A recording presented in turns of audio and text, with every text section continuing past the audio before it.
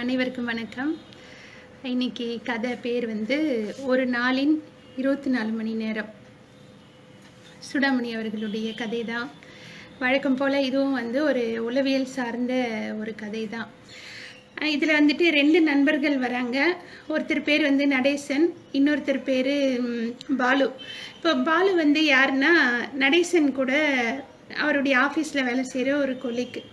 ஒரு நாள் இவங்க 2 பேரும் சினிமாவுக்கு போகலாம் அப்படின்னு சொல்லி ஒரு பிளான் பண்ணிவிட்டு, நீ நேராக எங்கள் வீட்டுக்கு வந்துரு, நாம் 2 பேரும் வீட்டில் சாப்பிட்டுட்டு நம்ம அதுக்கப்புறமா சினிமாவுக்கு போகலாம் 2 பேரும் சேர்ந்து அப்படின்னு சொல்லி ஒரு முடிவு எடுக்கிறாங்க.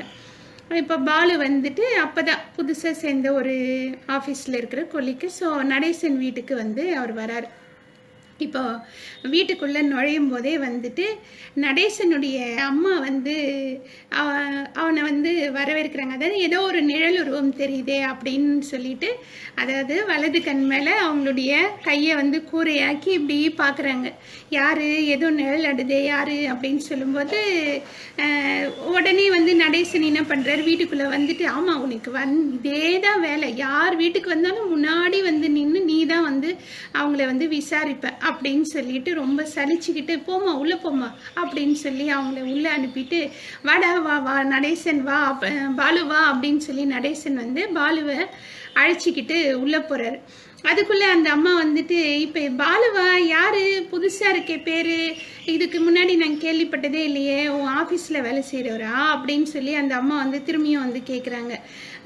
இப்போ உள்ளே போறியே இல்லையா அப்படின்னு நடேசன் திரும்பியும் அவங்கள வந்து சொல்லிட்டு பாலுக்கிட்ட வந்துட்டு, நீ ஒன்றும் சங்கடமாக எடுத்துக்காத அப்படின்னு சொல்லிட்டு சொல்கிறாங்க. இதில் என்ன இருக்குது சங்கடப்படுறதுக்கு அப்படின்னு சொல்லி பாலு வந்து ரொம்ப பொறுமையாக போயிட்டு, ஆமாம் மாமி, நான் இப்போ தான் வந்து நடேசன் கூட ஆஃபீஸில் வந்து புதுசாக ஜாயின் பண்ணியிருக்கிறேன் அப்படின்னு சொல்லி இயல்பாக அவர் வந்து பேசுகிறாரு. ஆனால் நடேசனுக்கு வந்து முகத்துலலாம் வந்து ரொம்ப கடுப்பாகுது. என்ன இப்படி வந்து ஏமா என் மானத்தை வாங்குற அப்படின்னு சொல்லிட்டு அவர் வந்து தன்னுடைய ஃபீலிங்கை அவங்க அம்மா கிட்ட வந்து சொல்கிறாரு. ஆனால் பாலு வந்துட்டு இப்படி நடந்துட்டு இருக்கும்போதே அந்த அம்மாவை பார்க்குறாரு. அந்த அம்மா எப்படி இருக்கிறாங்க அப்படின்னு சொன்னால், ஒல்லியாக இருக்காங்க, கருத்து ஒரு மாநிறமாக இருக்காங்க, அவங்களுடைய தலைமுடியெல்லாம் நரைச்சி போயிருக்கு, ஆனால் முகம்லாம் சுருங்கலை. ஒரு 60 வயசு சொல்லலாம். அவ்வளோ சீக்கிரம் அந்த முடியெல்லாம் நரைச்சி போயிருக்க வேண்டிய ஒரு அவசியம் இல்லை தான். அந்த தலைமுடியினுடைய அந்த அந்த நரை வந்து கொஞ்சம் கீழேயும் இறங்கின மாதிரி அவங்க நெத்தியில் வந்து ஒரு திருநீர் வச்சிருக்கிறாங்க. நல்ல வரிசையான பல்லு அவங்களுக்கு. அவங்க சிரிக்கும் போது அந்த சிரிப்பை வந்துட்டு கேட்குறவங்களுக்கும் ஒரு மகிழ்ச்சி கிடைக்கிற மாதிரி ஒரு சிரிப்பாக இருக்குது. அதனால் அந்த வரிசையான பல்லை பார்க்கும்போது இவங்களுக்கு இவ்வளோ வயசு இருக்குமா அப்படின்னு சொல்லி நமக்கு ஒரு ஆச்சரியத்தை கொடுக்குற மாதிரி அவங்களுடைய அமைப்பு, உருவ அமைப்பு அப்படி இருக்குது. இப்போ பாலு உனக்கு வந்து கல்யாணம் ஆயிடுச்சா அப்படின்னு சொல்லிட்டு அந்த அம்மா கேட்கவும் நடேசன் வந்துட்டு இப்போ பொறுமை இழந்துடுறாரு. அவங்க அம்மா தோள் மேலே கை வச்சு, அம்மா தயவுசெய்து உள்ளே போறியா அப்படின்னு சொல்லிட்டு சொல்லவும், பாலு வந்து இன்னும் இல்லை மாமி அப்படின்னு சொல்லவும், அதானே பார்த்தேன், இல்லைன்னா நீ ஏன் தனியாக வரப்போகிற, 2 பேரும் ஜோடியெல்லாம் வந்திருப்பீங்க, நடேசு 2 பேரும் இல்லை கூப்பிட்டு இருப்பான் அப்படின்னு சொல்லிட்டு இயல்பாக அவங்க பேசவும், நீ உள்ளே போ அப்படின்னு சொல்லிட்டு அப்படியே பிடிச்சி தள்ளி உள்ளே கொண்டு போய் ஒரு ரூமில் விட்டுட்டு, நீ இப்படியே என் மானத்தை வாங்குற, யார் வந்தாலும் முன்னாடி வந்து நிற்கிற, எப்போ பார்த்தாலும் அவங்க கிட்ட தொண நீ யார் வந்தாலும் பேசுகிற, கொஞ்ச நேரம் கம்முன்னு இருக்கியா அப்படின்னு சொல்லிட்டு நடேசன் வந்து அவங்க அம்மா கிட்ட பேசிட்டு இருக்கிறது வெளியில் இருக்கிற பாலுக்கு வந்து கேட்குது. அதுக்கப்புறம் பாலு ஹாலில் உட்காந்துட்டு இருக்கிறவர் வந்து நடேசன் அங்கே உள்ள அவங்க அம்மா கூட நடத்துகிற பேச்சு உரையாடலை கேட்டுக்கிட்டே அந்த ரூமை வந்து ஹாலை வந்து சுற்றி பார்க்குறாரு. பார்த்தா அங்கே வந்துட்டு இருக்கக்கூடிய அந்த சின்ன சின்ன ஓவியங்கள், அந்த ஃபோட்டோ, இது எல்லாத்தையும் அப்படியே பார்த்துட்டு வந்தவர் ஒரு புத்தக அலமாரி அந்த இடத்துல இருக்குது. அந்த அலமாரி கண்ணாடி ஜன்னல் வச்சு அப்படியே மூடி இருக்குது. அதுக்குள்ளே நிறைய புத்தகங்கள் இருக்குது. ஆங்கில புத்தகமும் இருக்குது, தமிழ் புத்தகமும் இருக்குது, தத்துவம், இலக்கியம், இந்த மாதிரி எல்லா புக்குங்களும் அங்கே அப்படியே அழகாக அடுக்கி வச்சுருக்கிறத அவர் பார்த்துக்கிட்டே இருக்கிறாரு. ஒருவேளை நடேசன் வந்து முன்னாடி பேசும்போது சொல்லியிருக்கிறாரு, தன்னுடைய அப்பா வந்து ஒரு வாத்தியாருன்னு சொல்லிட்டு, ஒருவேளை படிப்பான வாத்தியார் போல இருக்குது, நிறைய படிப்பார் போல இருக்குது அப்படின்னு இவர் நினச்சிட்டே இருக்கிற சமயத்துக்கு நடேசன் வந்து வெளியில் வந்துடுறாரு. வந்துட்டு ரொம்ப சாரி பாலு, எங்கள் அம்மா வந்து உன்னை ரொம்ப தொந்தரவு பண்ணிட்டாங்க அப்படின்னு சொல்லிக்கிட்டே வந்து உட்கார்றாரு.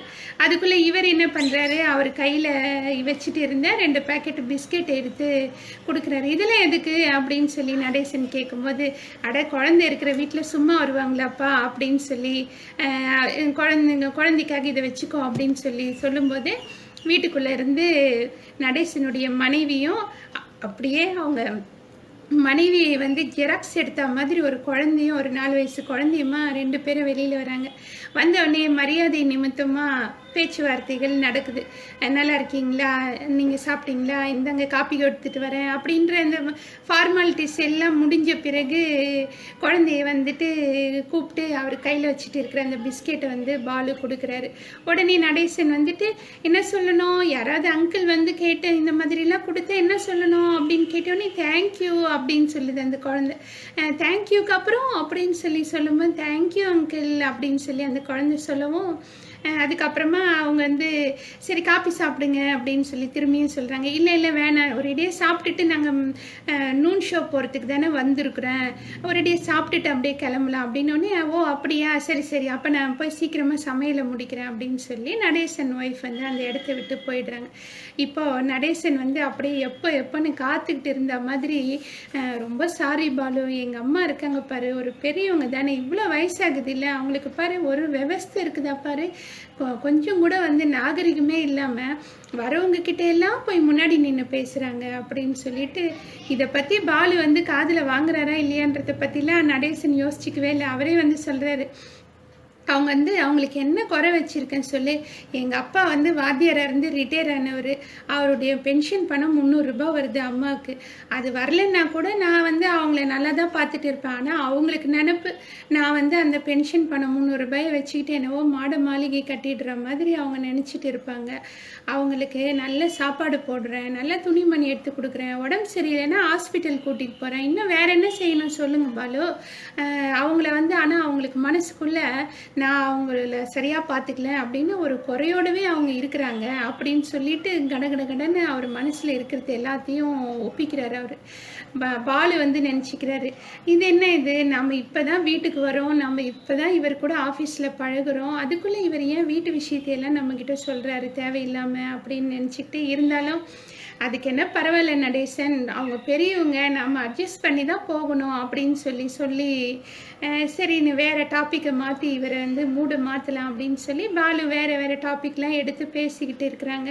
அதுக்குள்ளே சமையல் முடிஞ்சிருச்சுன்னு சொல்லி நடேசனுடைய மனைவி சரோஜா வந்து கூப்பிடவும் 2 பேரும் சாப்பிட்றதுக்கு போகிறாங்க. ஆனால் நினைவாக நடேசன் என்ன பண்ணுறாரு, அம்மா இருக்கிற ரூம் பக்கம் போயிட்டு அம்மா வாம்மா சாப்பிட போகலாம் அப்படின்னு சொல்லி கூப்பிட்றாரு. அந்த அம்மா வந்துட்டு, இல்லை நடேசன், நீயும் பாலுவும் சாப்பிடுங்க, நீங்கள் தான் இப்போ சினிமாவுக்கு போகிறீங்க, நான் என்ன பண்ண போகிறேன், மெதுவாக சாப்பிட்டுக்கிறேன் அப்படின்னு சொல்லி அந்த அம்மா சொல்லி அனுப்பிடுறாங்க.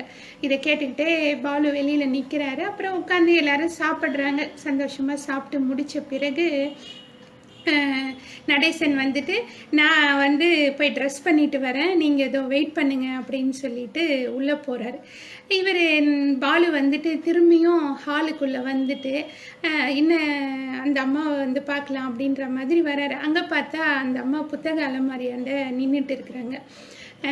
ஒரு சத்தம், ஒரு நடக்கிற அந்த சத்தமோ இல்லை ஒரு வாசனையோ ஏதோ ஒன்றுத்தினால அவங்க வந்து உணர்வு தூண்டப்பட்டு, யார் நடேசனா அப்படின்னு சொல்லவும், இல்லை மாமி நான் பாலு அப்படின்னு சொல்லவும், ஓ வாப்பா பாலு, ஆமாம் நீ கல்யாணம் ஆகலைன்னு சொன்னேன்ல, ஏன் இன்னும் கல்யாணம் ஆகலை, உனக்கு என்ன வயசாகுது, உனக்கு வீட்டில் தங்கச்சி யாராவது இருக்காங்களா கல்யாணம் ஆகிறதுக்கு, உங்கள் அம்மா அப்பா இருக்காங்களா, ஏன் கேட்குறேன் தெரியுமா, உனக்கு பொண்ணு பார்க்குற வேலை அந்த வேலையெல்லாம் அவங்களே பார்ப்பாங்கல்ல, அதுக்காக தான் கேட்குறேன் அப்படின்னு சொல்லி ரொம்ப இயல்பாக அந்த அம்மா வந்து கேட்க ஆரம்பிக்கவும், இவர் வந்துட்டு தகவல்கள் எல்லாம் இவர் வந்து பரிமாறிக்கிறாரு பாலு.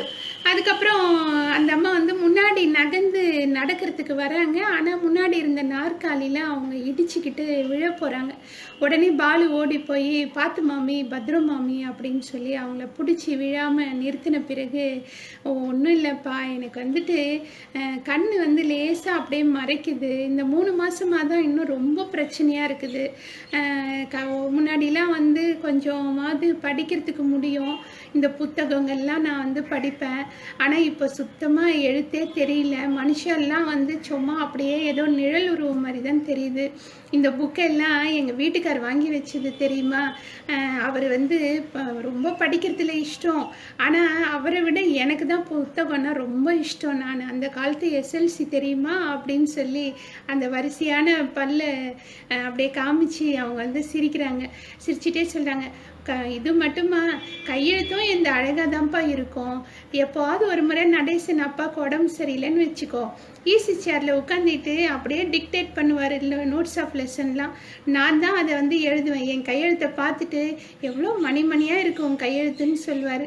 இந்த புத்தகங்கள் எல்லாம் எனக்காக தான் வாங்கி வச்சார் நடேசன் அப்பா. ஆனால் பாரு, இப்போ எனக்கு வந்து எழுத்து பார்த்து படிக்கவே முடியல அப்படின்னு சொல்லி அந்த புத்தகங்களை வந்து அந்த விரல்கள் வந்து அவங்கள விட்டு வெளியவே வரல. அது அப்படியே புத்தகத்தோடு ஒட்டிக்கிட்ட மாதிரியே அதை தடவிக்கிட்டே இருக்காங்க.